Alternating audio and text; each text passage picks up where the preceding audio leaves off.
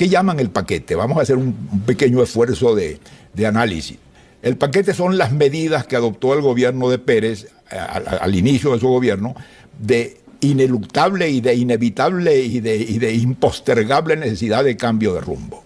Esas medidas, ¿qué consistían? En abandonar el papel de gran proveedor, de gran financiador, de gran San Nicolás instalado en Miraflores que había venido desempeñando el Estado venezolano a través de la riqueza petrolera. El Estado venezolano, en Venezuela se había dado el fenómeno, Marcel, que es un fenómeno curioso, casi único en el mundo, tal vez fuera de los Emiratos Árabes, en que en lugar de vivir el Estado de la nación, como vive en los Estados Unidos y como vive en Inglaterra y como vive en España y como vive en Chile, aquí se cambió el papel y entonces la nación vivía del Estado. Una cosa absurda, ¿no? Y que explica mucho los fenómenos venezolanos y la manera como entendemos la política de los venezolanos. La riqueza estaba en manos del Estado, no la producía la nación, no era el trabajo de los venezolanos, como decía Adam Smith, anualmente el que produce la riqueza de la nación. Aquí era la riqueza petrolera, el nivel de los precios del petróleo y la cantidad de dinero que recibía el Estado venezolano y que distribuía con gran magnificencia y con gran imprevisión en hacer cosas de todas clases, en mantener una burocracia inmensa, en desarrollar programas probablemente absurdos, en crear todo ese aparataje de industrias enfermas que no pudieron funcionar nunca debidamente. En todo eso se fue ese dinero. Pero la visión que tenía la gente es que se vivía del Estado, y era verdad que se vivía del Estado. El Estado no vivía de la nación vivía del Estado.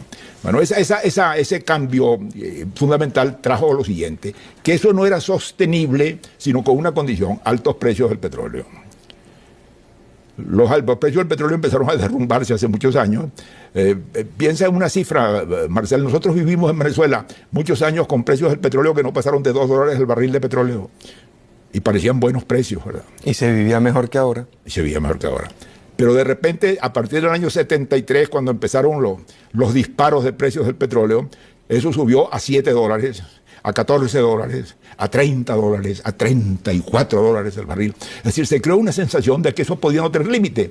Que iba a llegar un día en que valía $100 un barril de petróleo y los venezolanos íbamos a estar ahogados de dólares sin saber qué hacer con ellos. Eso nos distorsionó toda la mentalidad, y mucho más con esa situación de que no era el país el que producía esa riqueza, sino que el Estado la recibía y la distribuía a su leal saber y entender, de acuerdo con sus intereses políticos y con la manera como entendía la situación del país. Esa situación era insostenible por una razón muy simple, Marcel. En su momento de apogeo, el ingreso por motivo de petróleo por habitante y por año en Venezuela llegó a ser de $1.700. $1.700 por habitante y por año en el país. Eso empezó